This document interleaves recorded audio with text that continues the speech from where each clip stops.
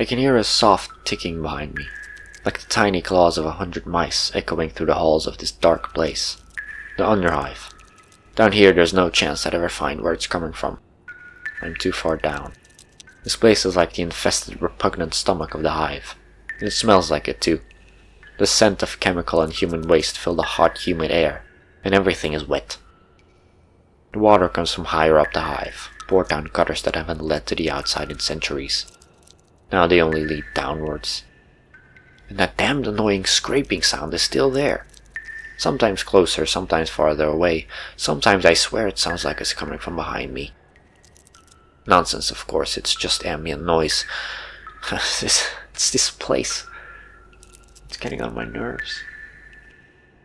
What we just listened to was taken from the journal of an Adeptus Arbites, a law enforcer in an unknown Imperial hive who disappeared while on a routine patrol. His journal was found some distance away from the path he was supposed to follow. The writing in the journal ended there suddenly. It was discovered with dark stains on the open pages and several needle-thin punctures in a squiggly line across the surface. It is believed that this was the doing of a creature called a Maw-fluke. This millipede-like creature has been seen in various hives across the Imperium. They live in dark, damp, and enclosed spaces, making the underhives perfect for them. Knowing all this makes this encounter, though unsettling, not very surprising. They are found most often in the Calixis sector, where this indeed took place. It's a sector consisting mostly of hive worlds in the northwest of the galaxy, nestled in between the Halo stars and the Eye of Terror. The hives there are some of the oldest that we know of. Which planet the Maw-fluke originated from is unknown, most likely one of the worlds in or nearby the sector. It is believed that it somehow managed to travel through space by making its way onto a void craft. Perhaps an object containing its eggs was unknowingly brought aboard by the crew. It is possible that some larger Imperial vessels do in fact have not just a single Maw-fluke aboard, but a small self-sustaining permanent population of them.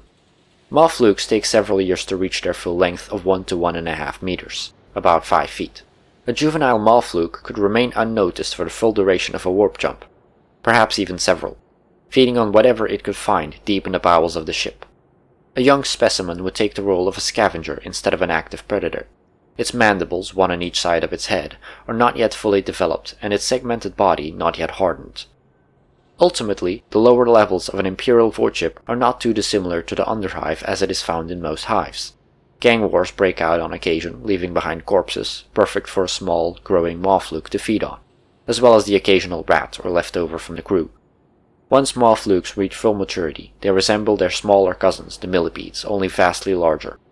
They now have access to their fully developed mandibles, which at this stage can inject a fast-working paralytic poison, making the prey effectively helpless.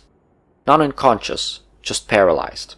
This means you would be completely aware of it dragging you back to a dark corner, somewhere deep down in the hive. I will refrain from describing what happens next, though I'm sure you can imagine something.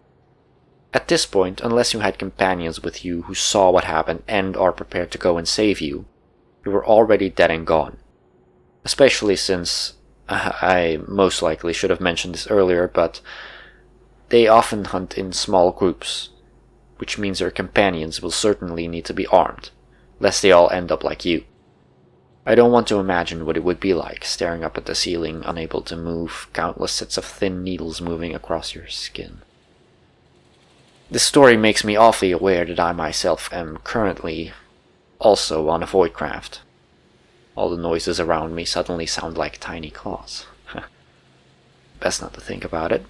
In any case, let me know what terrifying creatures within this galaxy you next want a transmission on. Perhaps the next one will be on yours.